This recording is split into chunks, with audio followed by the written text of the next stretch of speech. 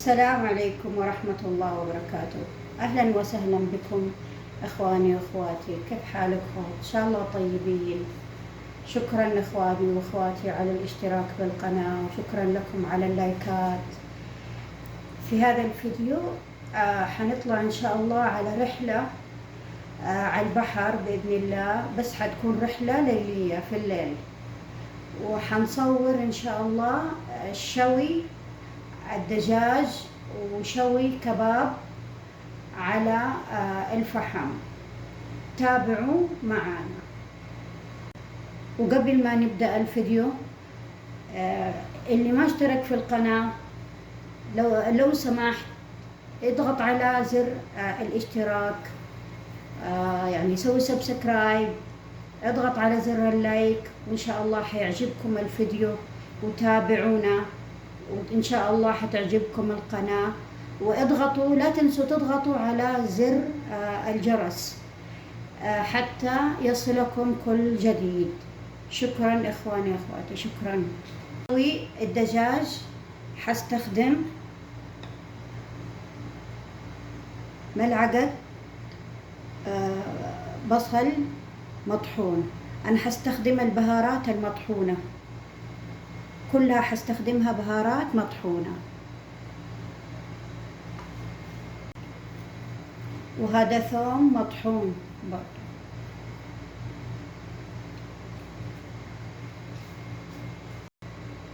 ربع الملعقة كزبرة مطحونة، كزبرة ناشفة. نصف الملعقة كزبرة لا إله إلا الله، كمون مطحون برضو. أكتر الكمون عشان يخلي الريحة حلوة. الكمون والفلفل الأسود دايما ريحتهم مميزة في الشوي.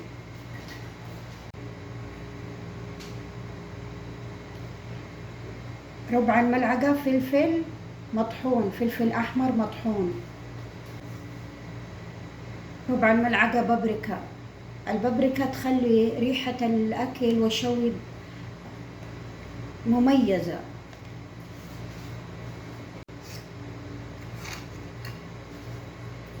قليل من بهارات الكاري. معروفة بهارات الكاري بريحتها الطيبة.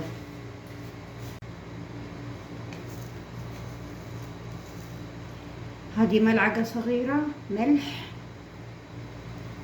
عاد الملح لابد منه.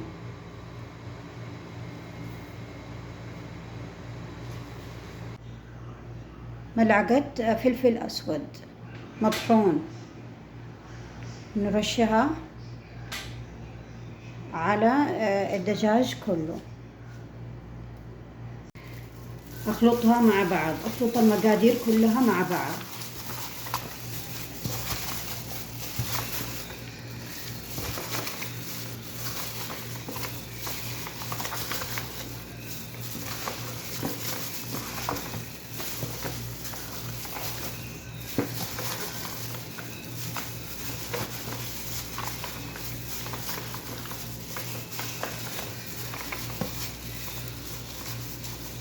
ما شاء الله تبارك الله.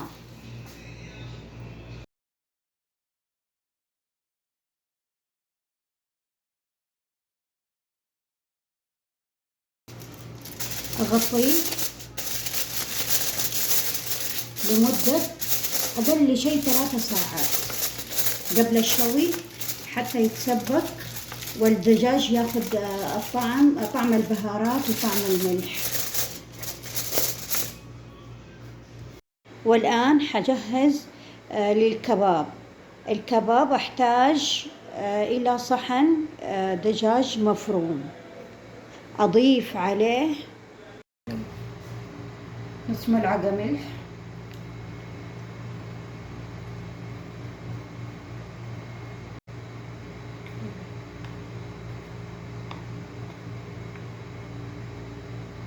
بصل مطحون،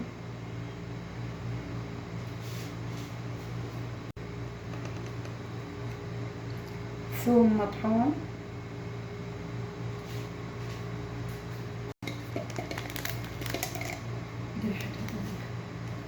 كزبرة ناشفة قليل رشة،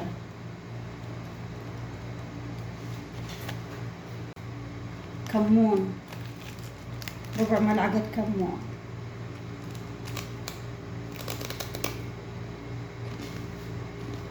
قليل من بهارات الكاري عشان تخلي ريحتها حلوة،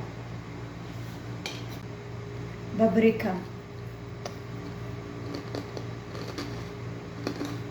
قليل من الكركم ربع ملعقة كركم، ربع ملعقة فلفل أسود، فلفل أسود،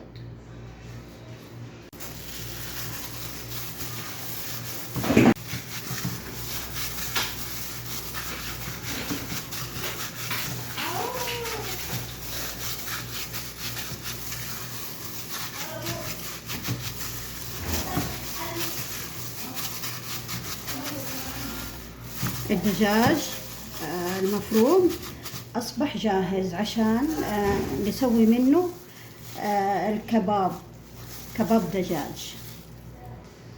أغطي لمدة 3 ساعات عشان يتسبك الدجاج، مفرومة الدجاج مع البهارات والملح.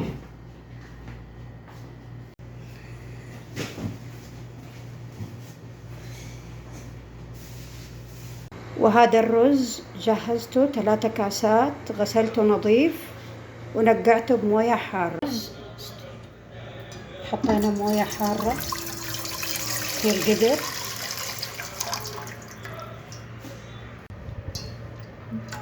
شوية زيت، ملعقة ملح، تقريبا 7 حبات هيل،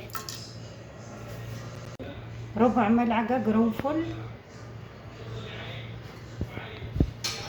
وأتركه على النار مدة 10 دقائق حتى يغلي الموية مع الملح والهيل والقرنفل، وأغطيه.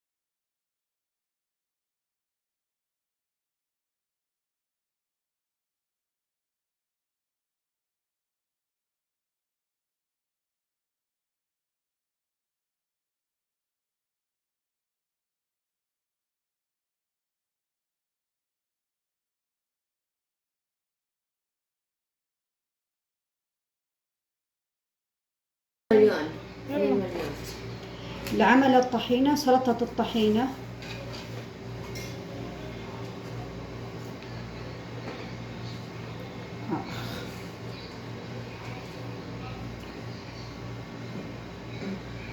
ثلاثة ملاعق طحينة،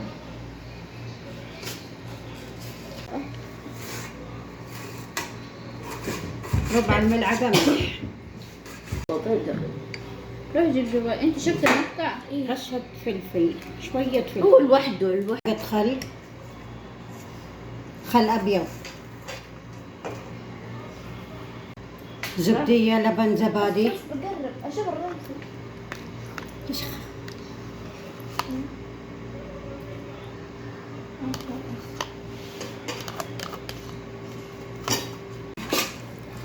حركهم مع بعض.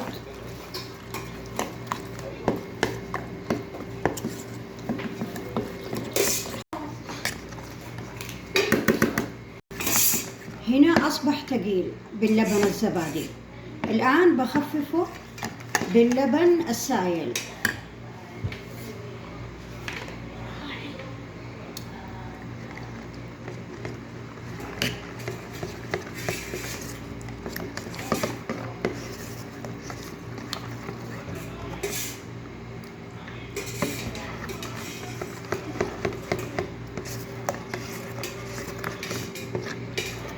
خلاص أصبحت الآن جاهزة.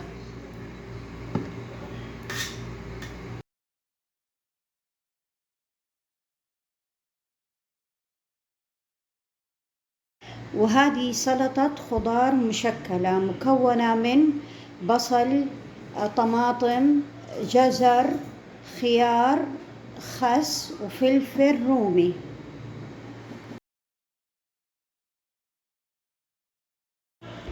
الحمد لله خرجنا من البيت وبدأنا رحلتنا. والمفاجأة في هذه الرحلة إني أول مرة ولدي يوديني وأنا وأبوه وأخوانه إلى البحر. هذه أول مرة ولدي يسوق فيها ويودينا على رحلة إلى البحر.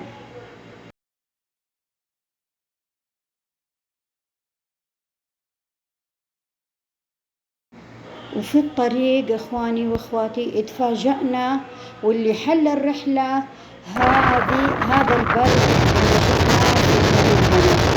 يعني مرة انبسطنا بشوفة البرد في الطريق وإحنا رايحين على البحر. والآن وصلنا على البحر وكانت رحلة جميلة جدا.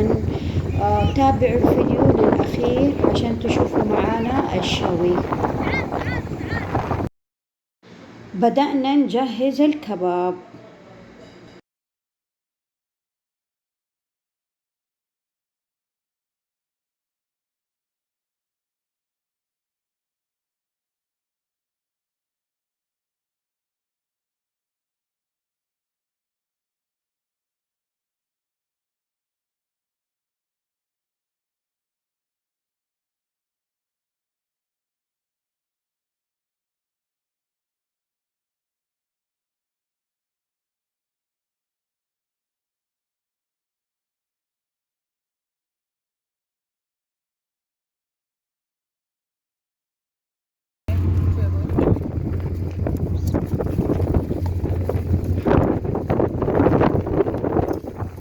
بسم الله نبدأ.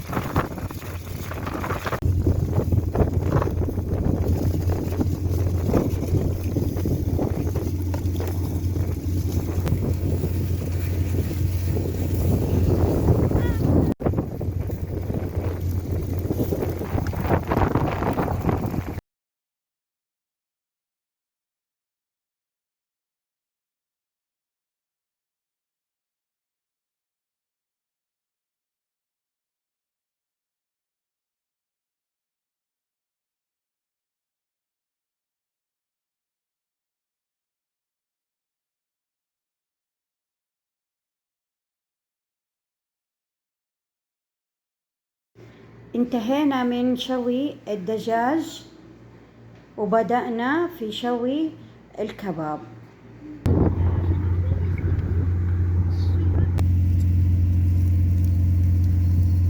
خليها كذا ساعدك التجويد.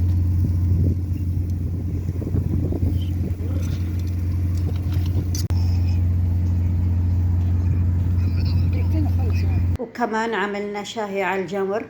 إن شاء الله حيكون هو المقطع الجاي، يعني الفيديو القادم بإذن الله حنزله شاهي جمر.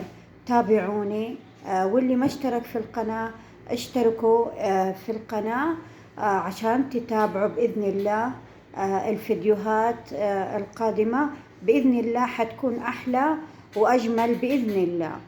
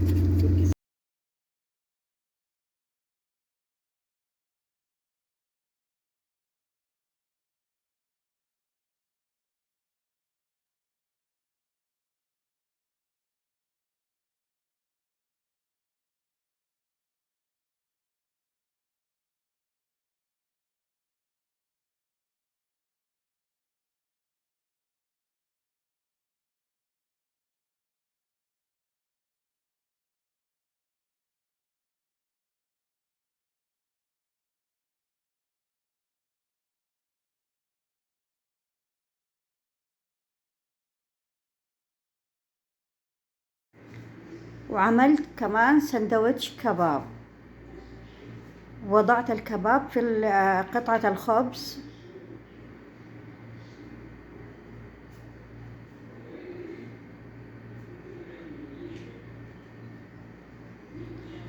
أضفت لها سلطة خضار،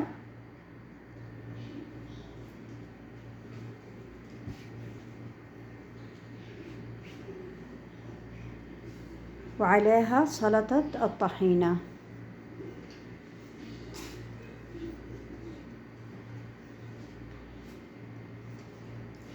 وطلع الساندويتش ما شاء الله تبارك الله. كيف الساندويتش؟ كيف طلع الساندويتش؟ مرة حلو.